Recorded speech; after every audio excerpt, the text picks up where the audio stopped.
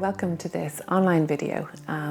This video is going to show you some tips and self-treatment techniques that you can use at home to help you manage your symptoms of pelvic girdle pain. Your symptoms can come and go, and they can be worse some days than others, and it's really useful to have some ideas to help you to dampen down the pain and some exercises that can help to build up the right muscles to get things under control for you. If you're getting pain in the pubic area here and in the inner thighs, often it can be because the muscles around this area are getting overactive and tense, and it can really help to release them out and relieve them and calm them down. One thing you can use is gentle massage in the area. You can do this with your hand, the heel of your hand, or your thumbs or your fingertips, or you can ask a partner to do it for you, starting towards the knee and working your way up the inside of the thigh as far as the groin. A tool that can be really helpful for this is a massage spiky ball like this, and you can massage it over the area like this. Make sure you start off gently and build it up gradually. You might find there's certain spots that feel more tender or tense than others, and you can just create a little bit of extra pressure there and hold it. Don't push too hard. You don't want to be wincing in pain with it, but you want to feel some discomfort and then wait for the area to release and relax out and then move on to the next spot. If you go too hard at it, you can make yourself quite bruised here, so you need to be gentle and build it up gradually. If you do get bruised, just leave it for a day or two to settle down and then try again the next time, but more gently. And as time goes on, you'll find you can release more further up and in deeper. Another technique that can help is to use the muscles around the area to get them to contract and relax and again settle down. So you would start off by putting one fist between your thighs, and what you do is you're trying to squeeze that fist and hold it for a good 10 seconds and then let go. And if you combine that with a good core breath, which is where you breathe in and let your tummy relax, and then breathe out and gently draw in your lower tummy, this can be a really good technique for you. So what you do is you breathe in. As you breathe out, gently draw in your lower tummy and squeeze that fist, holding it for 1, 2, 3, 4, 5, 6, 7, 8, 9, 10, and let go. And really let go, just let the muscles flop. You can progress on when you're ready to doing 2 fists. So you'd breathe in, breathe out, draw in the lower tummy, squeeze your fists, really tensing those inner thigh muscles and holding it, breathing normally up to 10 seconds. And when you reach 10 seconds, you let go. And you might do that maybe 5 times in a row. You might feel a pop or a click around the pubic joint. That's all right, don't worry about it. Then you can move on to pushing outwards. So what you do is you put your hands on the outside of your knees, you breathe in. As you breathe out, you push out against your hands, but you don't let your legs move. So now you're activating these outer hip muscles. So breathe in, breathe out, pull in the lower tummy, push out against your knees. 1, 2, 3, 4, 5, 6, 7, 8, 9, 10, and let go. And the let go is really important. You're just really letting those muscles release. And you do that maybe 5 times in a row as well. Other people find that they need a different type of release, or they need the next kind of release. So some people, if they're getting more pain towards the front here into the groin and down one side, they'll use a technique where they're pushing up against their hand. For other people, they'll find the pain is more down towards the buttock here, and they find it better to push down with their legs. So for instance, the first one is you're pushing up, you breathe in, you breathe out, you push up against your hand, pulling in the tummy. 1, 2, 3, 4, 5, 6, 7, 8, 9, 10, and let go. And you're doing this on your affected side, so whichever side feels worse to you. If both sides, well then do both sides. But most people will find one side is worse than the other.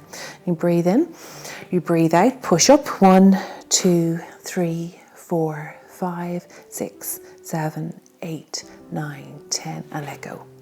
Or like I said, if you feel the pain is more towards the back, you're getting more caught here, you can either just dig your heel into the ground, or you can link your fingers and put your hand in underneath your thigh, and you breathe in, breathe out, push down. 1, 2, 3, 4, 5, 6, 7, 8, 9, 10, and let go.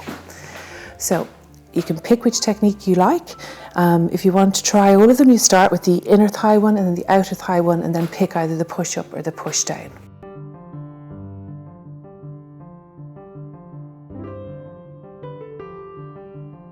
Now I want to show you some techniques that you can use in standing, using your spiky ball as well. If you don't have a spiky ball, they're easy to get. You can buy them online, but you can also use a tennis ball or a schlitter or whatever you happen to have at home as well. So I'm going to show you some techniques you can do in standing with the ball.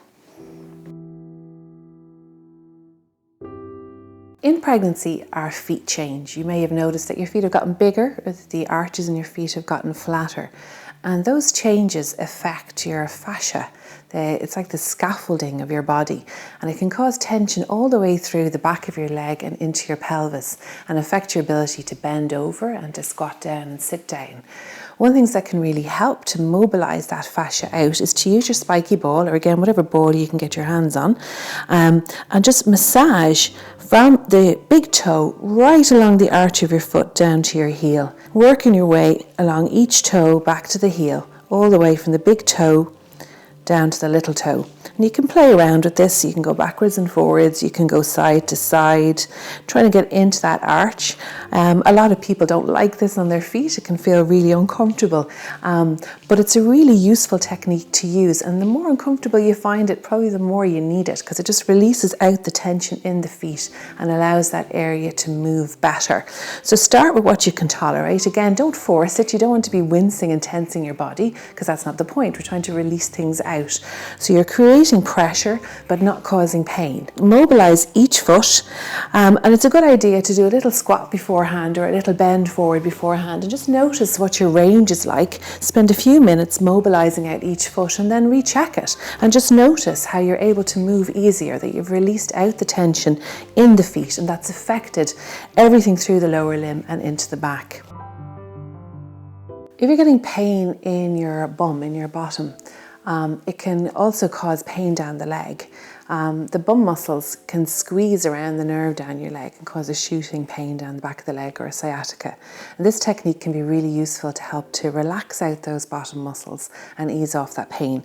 So you get your spiky ball again, and you put it between your bum and the wall, so the soft part of your bottom. And you can just roll around if you like, but you need to also try and get in to where you feel there's spots that are particularly tense.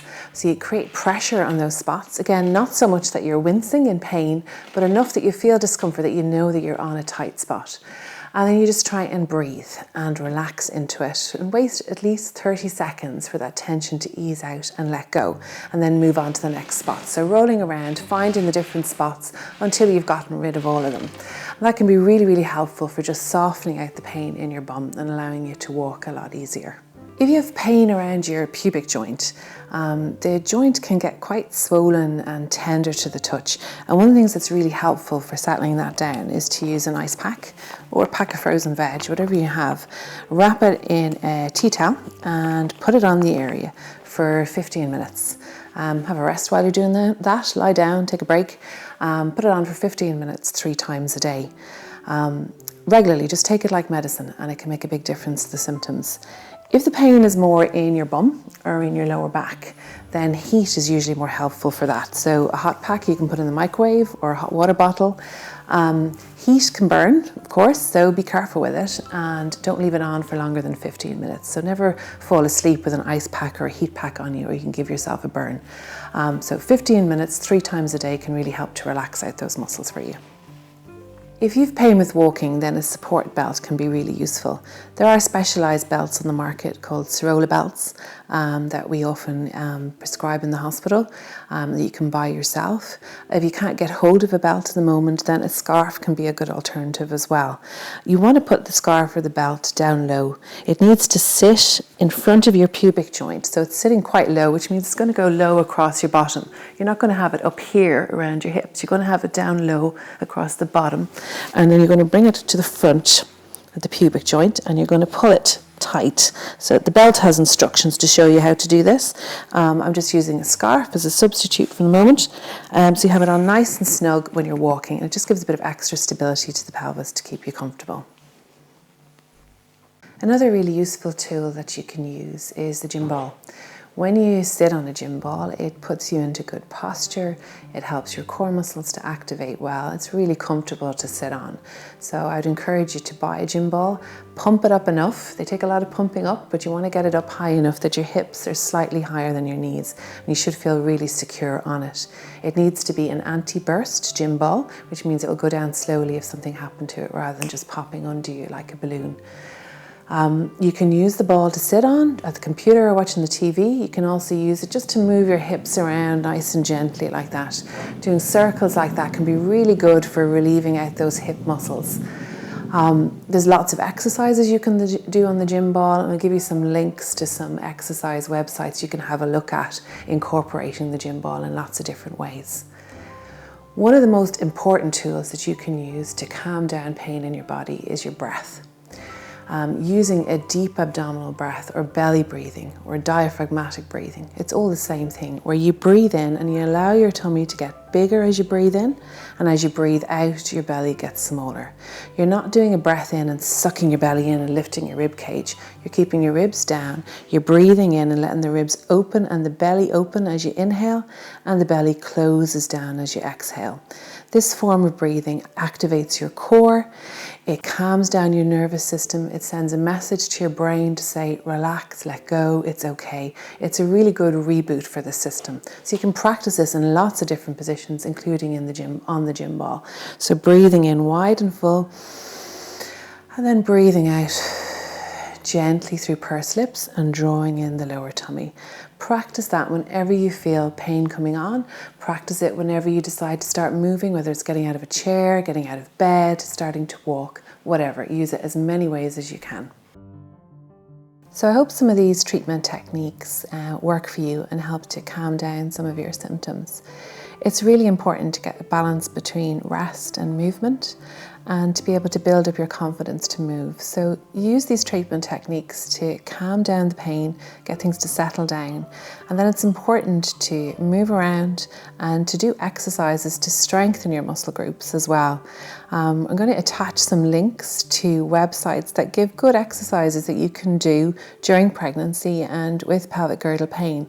But remember, everyone's an individual and you'll have good days and bad days. So try the exercises, but always listen to your body. And if something is causing pain, then stop. Stop and see if you can do it better, or do you need to leave it for another day or try a different exercise. So always be sensible about it. Try not to get trapped by fear. Try and find ways of moving that are gentle for you. Try not to move stiffly, but get your confidence up and use your breath. Use that breath pattern where you breathe in, relax, breathe out, engage, to help you to move around with ease. If you have any questions, you can email me at physiotherapists@rotunda.ie. Take care.